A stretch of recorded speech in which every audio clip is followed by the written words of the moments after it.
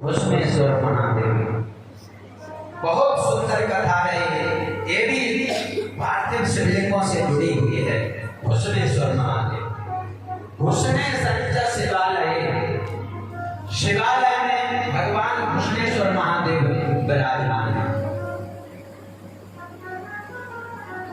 कथा है वो एक सुदेहा नाम की स्त्री थी और उसका विवाह सुधर्मा जी के साथ में हुआ था। प्रेम से बोलो।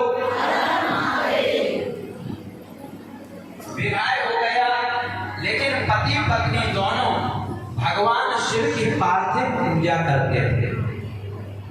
नित्य प्रति भगवान शिव के पार्थिव शिवलिंग बना करके दोनों पूजा करते थे। समय बहुत बीत गया, लेकिन इनके यहाँ पर कोई संतान नहीं। सुधर्मा को तो इस बात से कोई चिंता नहीं थी, लेकिन सुदेहा हमेशा अपने पति से कहती रहती थी कि विवाह को बहुत समय हो गया, कोई बेटा नहीं हुआ, कोई बेटा नहीं हुआ, ऐसा कुछ हम करें जिससे हमें पुत्र हो जाए। अगर मेरे से संतान नहीं होती है तो आप दूसरा विवाह कर लीजिए। लेकिन सुधर्मा समझाते हैं कि देवी अगर हमारे भाग्य में नहीं है तो समझो कि भगवान की कृपा है, भगवान ने हमें नहीं दिया है, इससे ज्यादा और हम क्या कर सकते हैं। क्योंकि संसार के सभी रिश्ते पराये होते हैं, कोई अपना नहीं होता है। बेटा भाई बंधु जितना भी रिश्ते नाते हैं सब स्वार्थ के हैं। अगर हमारा रिश्ता है तो एक परमात्मा से निस्वार्थ का रिश्ता है। इसलिए देवी हमारे भाग में कोई संतान नहीं है, भगवान की पूजा करते रहो, उसी से हमारा उद्धार होगा। लेकिन एक दिन सुदेहा ने बहुत आग्रह किया तो सुधर्मा जी ने यज्ञ किया। यज्ञ करने के बाद वो पुष्प लिए और 2 पुष्प लेकर के वहां पर डाल दिए और सुदेहा से कहा कि देवी तुम भगवान का शिव का स्मरण करके इन 2 फूलों में से एक कोई सा भी फूल उठा ला, चुन लो इसको। राजा ने मन में ऐसा विचार किया कि जो दाएं हाथ की तरफ का फूल है वो पुत्र को देने वाला है और जो बाएं हाथ का फूल है उससे संतान नहीं होगी। और भगवान शिव की कृपा से सुदेहा ने बाएं हाथ की तरफ वाला फूल उठाया। तब सुधर्मा ने समझाया कि देवी अब पुत्र प्राप्ति की जिद को आप त्याग लें, अब हमारे भाग में संतान नहीं। दोनों पति पत्नी शिव की आराधना में लगे रहे। उसने कहा महाराज मेरे भाग्य में नहीं है, दूसरा विवाह कर लो। राजा ने समझाया देवी जब तुम्हारे घर में सौत आएगी तो हमारा जीवन नरक बन जाएगा, हम भगवान का पूजा पाठ करते हैं वो भी छूट जाएगा। एक दिन उसने अपनी छोटी बहन सुदेहा को बुलाया।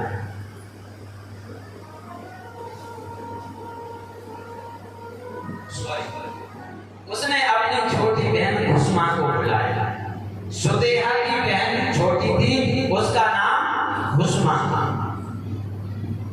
अपने घर में रखा, अपने पति से कहने लगी कि आप दूसरी स्त्री से विवाह नहीं करते हो तो ये तो मेरी बहन है, मेरी बहन भस्मा के साथ में तो विवाह कर सकते हो। राजा ने बहुत समझाया, लेकिन सुदेहा बहुत आग्रह करने लगी। तो राजा ने कहा जैसे आपकी इच्छा। तो सुदेहा ने अपनी बहन भस्मा का विवाह अपने पति सुधर्मा के साथ में करा। लेकिन सुधर्मा ने कहा कि देखो तुम दोनों अब बहनें हो, आपस में विरोध नहीं करना, प्रेम से रहना। और भस्मा से कहा कि भस्मा ये तुम्हारी सौत है, इस सौत का विशेष कर तुम ध्यान रखना, इसको हमेशा खुश रखना। तो भस्मा ने कहा कि महाराज ये तो मेरी बहन है, मैं उससे क्यों द्वेष करूंगी, हम दोनों बहन बड़े प्रेम से रहे। तो जैसे सुदेहा भगवान के शिवलिंगों को निर्माण करके पूजा करती थी, उसी प्रकार से उसकी छोटी बहन भस्मा भी भगवान के पार्थिव शिवलिंगों का निर्माण करके भगवान शिव की पूजा करने लगी।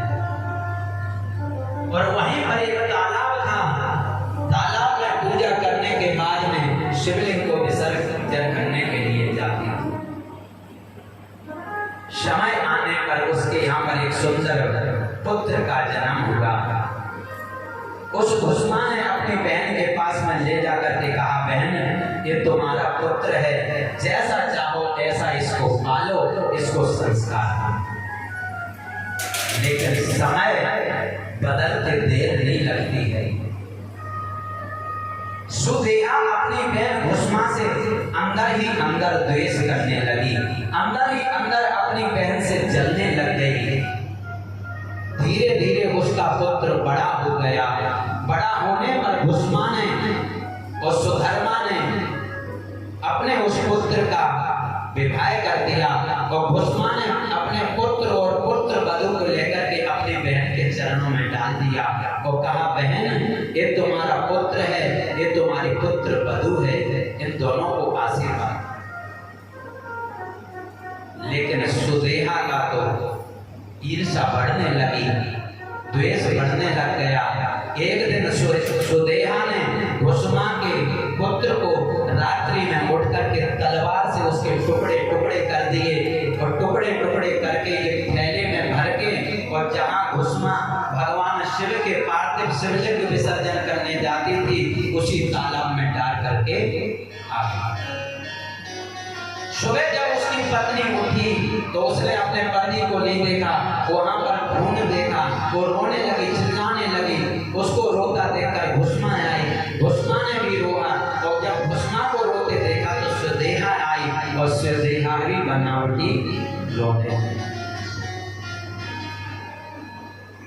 अंदर अंदर बड़ी खुश हो गए कि भुष्मा जब रो रही तो बड़ी प्रसन्नता और ऊपर से रोए, हाय बेटा, हाय बेटा, हाय बेटा, वो अंदर ही अंदर बड़ी प्रसन्न, जिससे भुष्मा को लगे कि मेरी बहन भी बहुत दुखी।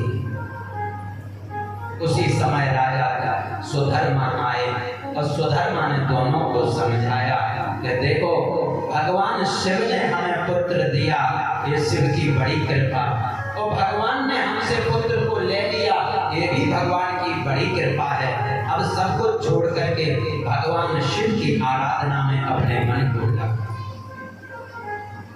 शिव पूजन में अपने मन को लगाओ। और अपने पति की बात को सुनकर के भुष्मा ने शोक को त्याग करके भगवान शिव की पूजन में लग गई।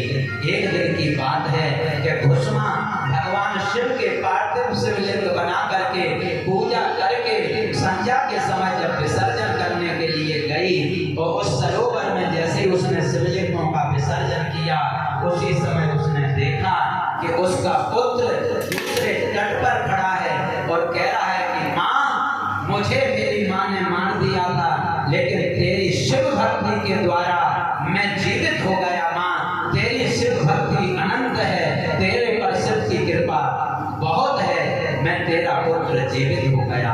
अपने पुत्र को जीवित देख करके भुष्मा बड़ी प्रसन्न हुई और भुष्मा ने भगवान शिव की नेत्र बंद करके स्तुति की सज्जनों।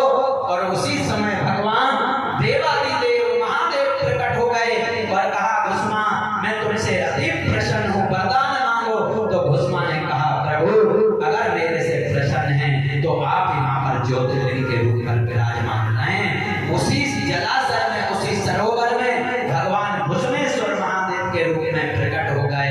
बोले भुष्मेश्वर महादेव की जय, शंकर भगवान की जय। आप इस कथा को सुन करके ये विचार करिए कि भुष्मा ने शिवलिंग बना करके मृत अपने पुत्र को जीवित कर लिया, तो हम लोग अगर पार्थिव शिवलिंग की पूजा करेंगे तो क्या हमारे घर में पुत्र नहीं होगा या हमारे दुनिया के दुख दूर नहीं होंगे? अवश्य होंगे। अगर आपका मन शिव के चरणों में है तो आप जीवन में सब कामों को त्याग देना। आज संकल्प लेकर के यहाँ से जाना कि जब तक जीवन रहेगा तब तक हम शिव सेवा से जुड़े रहेंगे और भगवान शिव की पार्थिव पूजा करते रहेंगे। आपका कुछ लगना नहीं है, केवल आपकी थोड़ी सी मिट्टी लगना है और आप यहाँ पर राधा कृष्ण मंदिर पर संकल्प लेकर के जाना और आप करना और आपको उसका फल मिलेगा। आपको इस लोक का सुख तो मिलेगा ही मिलेगा सज्जनों, आपका शिववास भी होगा, आपका परलोक भी सुधरेगा, आपकी सभी मनोकामना शिव पूर्ण करें। ये पार्थिव शिवलिंग की महिमा है, इसलिए मैंने पहली बार यहाँ पर पार्थिव शिवलिंगों को जोड़ा है। ये तो पहली बार का प्रोग्राम है। अगर बाबा ने चाहा और आप लोगों का साथ रहेगा तो हम अगली साल और बड़ा आयोजन करेंगे, शिव पुराण की कथा भी करेंगे और विशाल रूप में शिव पार्थिव शिवलिंगों की पूजा भी होगी। लेकिन साथ आप लोगों का चाहिए, क्योंकि बिना आप लोगों के साथ के बिना काम पूरा नहीं हो सकता। इसलिए आप जुड़े रहिए, हमेशा शिव की पूजा करते रहना, शिवलिंगों की पूजा करते रहना। मैं व्यास गद्दी से आपको वचन देता हूँ, आप जिंदगी में कभी भी दुखी नहीं रहोगे, नहीं रहोगे और नहीं रहोगे। बस शिव पूजा को, पार्थिव शिव पूजा को नहीं, चाहे भले एक शिवलिंग बनाना, जरूरी नहीं है कि ज्यादा बनाओ, थोड़ी सी मिट्टी लेकर के एक शिवलिंग बना करके और पंचोपचार षोडशोपचार पूजा करके और तुलसी का पेड़ हो, तुलसी के पेड़ में रख देना या कहीं और शुद्ध जगह हो वहां रख देना। लोग कहते हैं कि शिवलिंग को तुलसी के पेड़ पर नहीं रखना चाहिए। इन ज्यादा बातों में, उलझनों में आपको नहीं पड़ना है। अगर आप सच्चे मन से सेवा करेंगे, भगवान की सेवा सब होगी। किंतु परंतु करने से, विवाद करने से विवाद में उलझे रहोगे और अगर भगवान में मन लगाओगे तो इस दुनिया से भी तर जाओगे। इसलिए एक शिवलिंग का संकल्प लेके जाएं, थोड़ी सी बालू का बनाएं। अगर आपके पास में जलाशय नहीं है, किसी चीज का पेड़ है और पेड़ का गमला है, उसमें आधा गिलास पानी डाल दीजिए, उसी में अपने शिव जी को विसर्जन कर सकते हैं। कहीं आपको जाने की आवश्यकता नहीं। अथवा आप कोई इतना बड़ा गमला ले लीजिए, शिवलिंग बना करके पूजा करके शाम के समय उस गमले में थोड़ा सा पानी डाल देना और उस पानी में शिव जी को विसर्जन कर देना। करते रहना, करते रहना।